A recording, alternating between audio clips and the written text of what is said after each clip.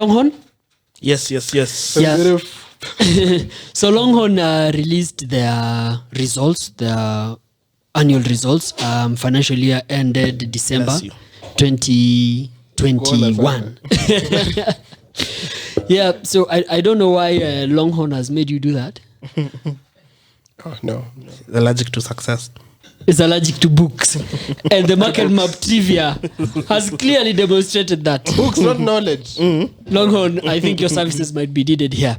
So we had a conversation about the half-year results, H1 2021 for Longhorn. I think that was in around episode 5. Yeah, episode 4, if not episode 5. You can check that out. And we saw impressive results. We saw that, the PAT went up by 110% to 15 million. In H1 2021, we had seen PAT, moving to 7.4 million. So this is actually, it's doubled now to 15 million PAT. I'm seeing very good results, and actually their footprint now that they are in Ghana, they are in Cameroon, they are in the DRC, they are also, of course, in Kenya, Uganda, and Tanzania. So it's really, really, really good results. Big up to the team. I know Centum owns around 34%. No, 60. Oh, they must have increased. No, they've been majority shareholders. I have very old data. Yes. Have another sentence? So they are now the majority. Majority shareholders. Yeah, the majority shareholders. That's kind of how it works. Good. Controlling. The maximum it can be is 100. If one person owns 60, definitely Keegan. No. They're the majority shareholders. This guy, market map trivia has really done this boy bad.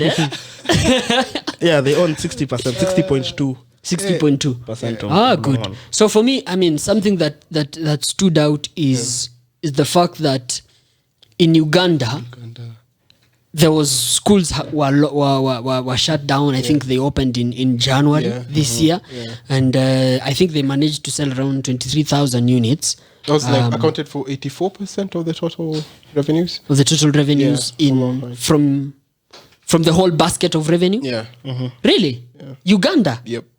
Accounted for 84% of the revenue. No. The revenue growth. The revenue growth in Uganda, Oh, 83%. Yeah, because I was getting shocked because schools were closed then, but they've been doing some good work with partnering up with non-governmental organizations.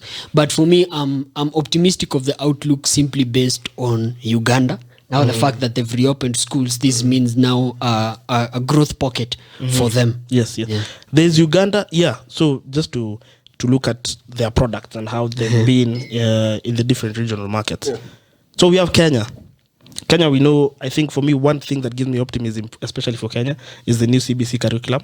So every new year for the next, how many years? Like 4? So there's junior high, but the current grade 6 who are going to uni, not into uni, to junior high and senior high. Me, I'm floating here. There's that 6 years System, of new books, new books, new titles every single year. As long as they're moving from grade 6 to grade 7 to every single year for the next 6 years, there are going to be new titles and new books that guys are going to be purchasing. And there's no that's a good pocket of growth in Kenya. That's in Kenya. Yeah. And so that is what's happening. So like I think this year there was an approval of grade 6 books. The guys were currently in grade 6. They're leaving primary school in December. And then Zambia, they also have a presence in Zambia. Before we head into Zambia, Longhorn or KICD, Kenya Institute of Curriculum Development. Yeah. Character. You got that right. Oh my God. Well done. You should put that in next week market map trivia. My trivia hasn't. It's fine. You guys are not ready. We have 2 weeks of receiving banter. But anyway, if you do not lose next week as well, which you probably will. Anyway, carry on. Okay. KICD. Yeah. Do they work with? Do they work exclusively with Longhorn Publisher? No. How does the thing work? There is KLB, which I think KLB physics, the Kenya curriculum development. That one. That's Being a government agency, not of Kenya, course. literally Kenya Literacy Bureau. Literary. Literary, yes. Yeah, literary bureau. These are the guys who are bashing me here. That's So, what with I the can do. acronyms. Relax. And you're So kind I mean, of course, and we also have JKL. JKL, Jomo Kenyatta Foundation. So of course these are JKF. Yeah, then there was also Akina Macmillan. Are they still?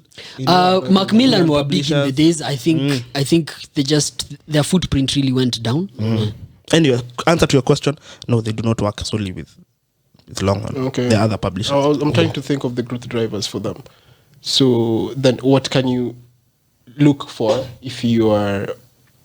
What do you need to watch to be able to predict or to tell how this company is to perform? So this is how it happens. What do you change to make it perform in a given way? So okay, let me just address that in this way. So there are two ways in which Longhorn sells their books. Yeah. One is every financial year, schools, public schools, they get something called capitation. Now this is the money that comes from the government to the school for the purposes of running the school. You know, whether it's to employ the watchman, who. And inside the capitation, there is an allocation for buying of books. The books that the school will use, the teachers and all that. Yeah. So out of that capitation is now where the schools work with Akina Longhorn to procure the books. Yeah. So the schools procure the books independently. Now that is where they come into contact with the publishers. Okay. Kina Longhorn and KLB and all those guys. Yeah. Another point is now through the channel of bookshops. Yeah. And that's why if you look at the structure, you find that Textbook Center owns around 1% of Longhorn. Okay. So because when school is opening, you find that parents take their kids to bookshops, they buy books for the term. Yeah. And so that is another revenue line for them. So that is how it works in those two ways. Okay. So you find that there's usually the publishers like doing a lot of marketing, with the school heads, the head teachers, because they know these are the decision makers, when procuring the books. Yeah. Okay. So basically just working with your distribution channel avenue. So as I say, it's interesting. Yeah, the Textbook Center owning 1.04%. Yeah. And you know what? Back in the day in 2012, if not 2013. That's just 10 years ago. How is that back in the day? And you carry on. So Sam Ongeri owned, I think, around 1%. I think he still owns 1% of Longhorn. And Sam Ongeri was the Minister of Education. Yeah.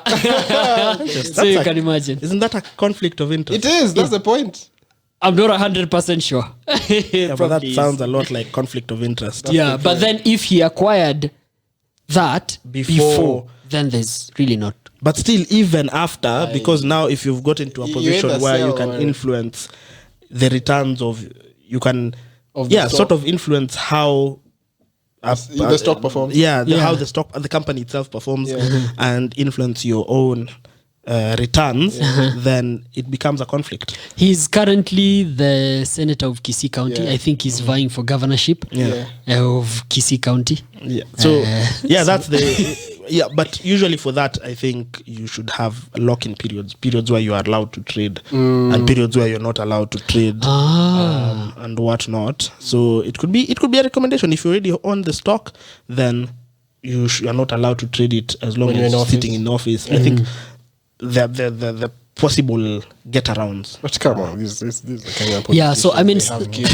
they might give the account. Proxies are there all over the place, proxy companies. So another thing that stood out for me is now the fact that Longhorn is looking to partner with, venture capitalists and many other partners in the development of their e-platforms. Okay, so where they can have programs, avail books and all that.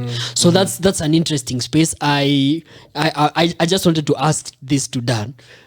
Do you think there's going to be any looking for another VC and you have Centum here, private equity? No, I don't see. It's a capital raising front. If Centum are in the board and they're controlling decision making, so for them to go look for this partnership, it means they have the green light from so I mean it's going to be a really good opportunity because they're looking to have this digital platform enabled them access the whole continent now. Because then, if something is available virtually, anyone can access it from anywhere. Okalia was actually taking us through. You're done with Kenya. Also saying Kenya is, of course, the avenue for growth is avenue for growth is through the new CBC curriculum. So for the next 6 years, there's going to be new sales every year, new titles of books. So that's Are you confident enough to say that that's assured revenue? Yeah, it is. I mean, kids must go to school. Kids will go through the curriculum. Have you haven't heard Longhorn? Yeah, as long as we're assuming status quo, as long ceteris paribus. Okay. Yeah, as long as things maintain as they Remain constant. Thank God you translated in English because I knew that all factors remaining constant. Yeah. So that's what I assume it's going to change, unless there's a major shock that is going to turn schools and bookshops and people from their books. Likely. And then in Zambia they developed new mathematics and science titles, primary and secondary level. Good. In Malawi they've submitted titles for approval. They say 40 titles for standard 5 and 6. So if this get approved, also now that is new. If that's approved in like the next 1 month, then that would probably the revenues, and they start selling, revenues would reflect in H1. Yes. Then Uganda they're distributing 1 million copies for primary 5 and primary 7 course books, and then the government has also approved 51 new titles. Wow. And now school is opening in Uganda. Yes, and Uganda also seems to have a new curriculum for senior 1 to senior 4. So again, Uganda, another opportunity for I know this was new of the growth. week, but please buy. Then in Tanzania, they developed readers for grade 1 and 2 in English and Kiswahili. Then again, new titles have been approved. Cameroon, they're developing English and French titles for level 5 and 6. In the DRC, they developed primary math, science and French textbooks. In Ghana, Primary math, I remember that. in Ghana, they're developing titles for primary level and junior secondary learners. So across Africa, in their regional product, I feel out of all those, Kenya and Uganda, by virtue of them having a new syllabus, a new curriculum, It's it already means a good for the pocket of next growth. 5-6 years, there is good pocket for growth. And also tying in now to the parent or Centum, who are the majority shareholders. The private equity arm so must it be also- very happy with This was a good investment, as it looks right now. And But then, if I was Centum, James Morier, I would rather increase my stake than let these guys look for private equity elsewhere, especially considering the prospects. So I think why do you think Moria give these guys the green light? okay, as we know, VCs provide more than just funding. True. So for them, they're not exclusively looking for a VC. They're looking for I don't know if I get the name right, but they're looking for they're looking for VCs and also venture-based something. So they're probably looking for someone who's also in the education sector. So like a VC, the way there are some VCs which are like tech-centric. There's some VCs which are, so they're probably looking for that. For me, I'm Plus actually... the goal is to get them online. Yes. Yeah, the digital transformation. The digital transformation. Yeah. And you know what? Makes On sense. the digital transformation, first of all, before I go there, I'm really happy about the entry into Ghana of Longhorn, because not so many times do we see Kenyan companies or East African companies going as far as West Africa. Mostly it's a bit of South, Central. So for me, I'm really excited for them, and I'd love to see more of that. Coming to the issue of digital, and this is just an idea that I want to float. So if you scan across Kenyan universities, you'd find that guys in undergrad probably doing economics, doing mathematics. Do You'd you have find any that name in mind as you say? of of guys in finance, BCom. So these are guys who do courses like units like calculus, a bit of linear modeling and all that. And you find that they hugely depend on YouTube. And you find that they go to YouTube, and when they're listening to those videos, and it's mostly by Indians. Yeah, you're right. So the Indians, as they walk them through calculus, you find that they start the introduction. Welcome to my YouTube channel. Today we are going to discuss calculus and all that. I don't know, for some reason my head also, like you hadn't mentioned it, but I knew it has to be an Indian guy. Yeah, and they do it so well. They do it so well. But the part that disturbs me is when they get to the most important part of explanation, then they switch to Hindu. They now switch to Hindu, and you're like, why are you leaving me? Like, you're leaving me outside. Like, this is, I wanted to get this. So if Longhorn could come up with like a guide, like someone like tutoring, have these videos of people explaining to people about calculus, different units, and they put them online and like charge people like the Viusasa model, like 50 bob, 40 bob, 30 bob to access in a day, comrades would pay. So I'm just floating an idea for them. Maybe. I like that you mentioned Viusasa, but instead of looking it's like at 10 bob a day. Yeah. I don't consume that. But 10 bob makes sense to monetize it, right? Yeah. But also in the content creation side, have many people create content. Oh yeah, so it's like a platform. So Yes, it's that's what I was exactly thinking like as well. YouTube. Don't have one person. You Yeah. see these online accountancy schools that have someone teaching CPA on CPA units on YouTube. Yes. It's so boring. I don't have an option. I have to watch the thing, right? So if you have, you just pay people. Yeah, That, you know what? to create If you know content. anything about this topic, come talk about it. I'll pay you this much.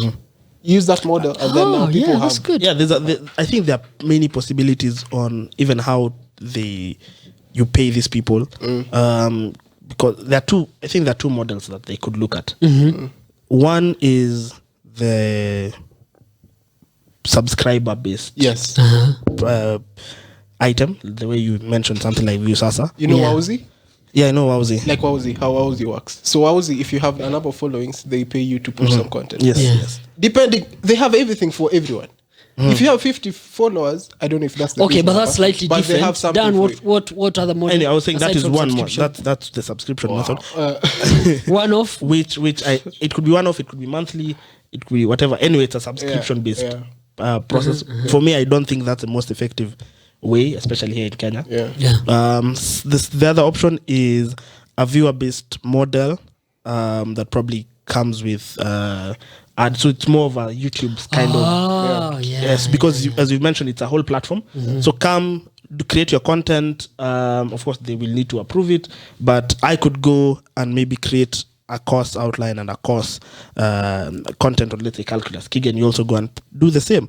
And if my content is considered better, if I'm teaching better, Yes. I get more viewers. Yes. Then I, as the content creator, then get to earn a little bit more compared to someone who's not pulling in Exactly. the same Numbers. kind of numbers. Yeah. And that's an approach that could work with many different teachers. Yeah. So you can have teachers freelancing Yes. and creating this content on different topics, science from kindergarten or from nursery school all the way to Exactly.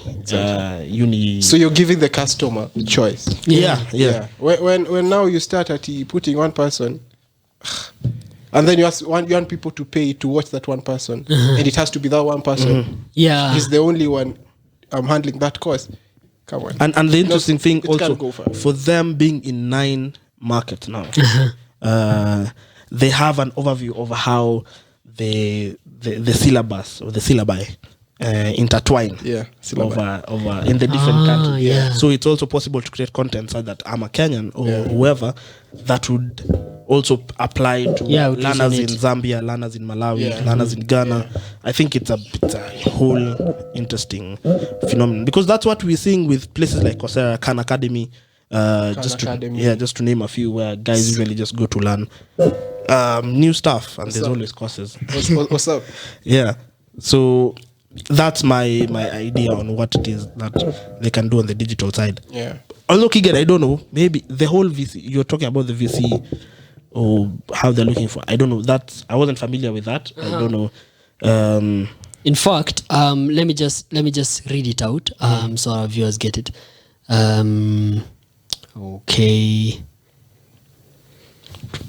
Just a second. Okay, just continue as I search for it. Yes. Yeah. So that's I think that will, once we get an idea of what it is that they were doing or aiming to do with that capital, would be interesting. But to your question, Easter, on whether Santam should consider buying more of the that stake. was answered. What was the answer? Because they're coming in with a maybe, Yeah. a huge maybe. In They're fact, coming in I with found more than it. capital. So because they're looking at getting into digital, they might need someone who's not just coming with the money, but with also tech. The technical. Yeah, expertise, they're saying that under the outlook in digital, the business is pursuing strategic partnerships to its digital portfolio. This is a strategy that will allow our current and new business to scale up as we partner with like-minded venture builders, venture capitalists, and other relevant alliances. Okay.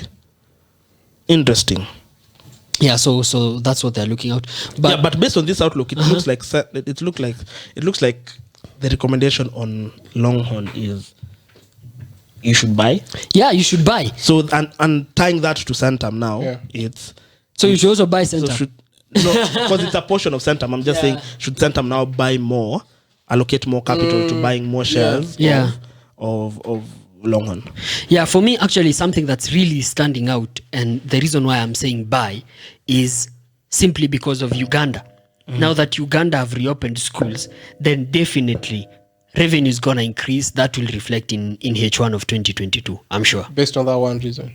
And many other, but that's my anchor reason. Okay. Yeah. May I have said the new titles in Kenya and the new syllabus. Where was that place with the new syllabus? Anyway, those two. Zambia? I think it was Zambia. No. You said Kenya and Uganda, new syllabi. Yeah. New systems, curriculum. Yeah. Yeah. And then, of course, DRC being quite a virgin market. So this is also a good opportunity. I was like, this episode, Keegan is not mentioning DRC. Anyway, I'd say buy. Yeah, new But curriculum in Uganda. So Kenya and Uganda. I'd say buy, but my main reason is because of the fact that they're going digital and they're looking at the whole of Africa. Yeah, there's a whole possibility, sea of opportunity there with their digital. Yeah. Option. We've already given them a good idea. Yes. we Plus now hope. digital, you don't have to go through hurdles of regulations. If I'm online and the people in your country like my content, there's nothing. No, there'll always be regulation. Of course, with governments wanting to control the syllabus, with Digital the Kenya Institute tax. of Curriculum, you'll find people like KICD will always, of course, come in and say, for the content we need to To certify approve. and some standardize things. it. Yeah, we Yeah, need that to could be a approve that the bottleneck, content. eh? Yeah, that's a potential bottleneck Yeah, with yeah. the bureaucracies that we face here. Wait, if I go teach people the content in primary math, do I need to be certified? You don't need to be certified, but I'm sure you never know with this government agencies. But you know, and Longhorn is a publisher. and regulators. It's not no, like no, no. YouTube. It's not like YouTube, but Yeah. they would say for you as a publisher, if you're going to put content on your platform, We need to certify. then it could be Either the trainers. yes, they would Yeah. say, oh, we need you as a trainer to have a TSE number, Yeah. or the content needs to be approved or in accordance to what is the syllabus. So if there's anything outside of that, I think that is very far-fetched. No, it's not. there are potential This is bottlenecks. content There are creation. potential. I know. I'm saying these are potential bottlenecks. It's You're not teaching far-fetched. your curriculum is teaching people compound interest. I go and teach people compound interest. Then I'm using the Viusasa model. So it's not exclusive, but also as long as I'm addressing your needs, you'll find me relevant. So how does the regulator come in? But then, do you know what, Dan? You can go teach. Do you know what? compound model? Why aren't you not teaching in a public school right now? It's not my interest. Because you don't have a TSE number. But even if you're interested, Yeah. you'll be told you need a TSE number. Dan, do you And think... you'll remain an employee of the board of management. You'll be a BOM teacher and not a TSE But I'll teacher. still be doing it. The thing, what I'm driving at is No, what I'm- like no, there what I'm driving at will be is- bottlenecks to your growth, to your Do you know there's advancement sunshine? Do you in- know there's sunshine in this? Think of it this way. Don't you think that it would be a good advertising gimmick for what is it called? For Longhorn, Yeah. if they'll have that nini of accredited by Yeah, of course, it helps. KICD. Yeah. So there's sunshine in this. Yeah, we're And just a saying good- and a it's good way of possible, teachers but making knowing money how our outside their- governments and how our countries operate, it's not something that is beyond. It's not out of the picture. Yeah. Anyway, I think that is- Yeah, so let's continue. Moving ahead, we move to stock of the week, or we take a detour first.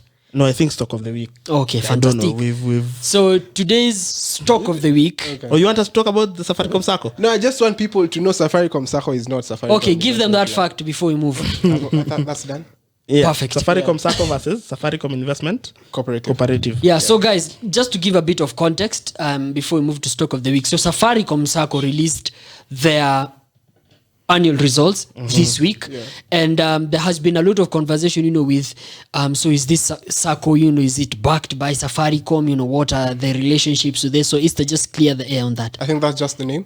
It's for example, if we may look at an example of the Kenya Police Sacco. Yeah, It was the name only tells you where it came from. but it's totally independent. Exactly. So when you talk about Safaricom Sacco, Yeah. it just happens to have been something that the Safaricom employees at the time back in the day came up with, but does not mean that Safaricom runs it. Oh, okay. Yeah. So Safaricom Investment Cooperative is a totally different entity. I'm really deliberating that because it's had issues. The Safaricom Investment Cooperative.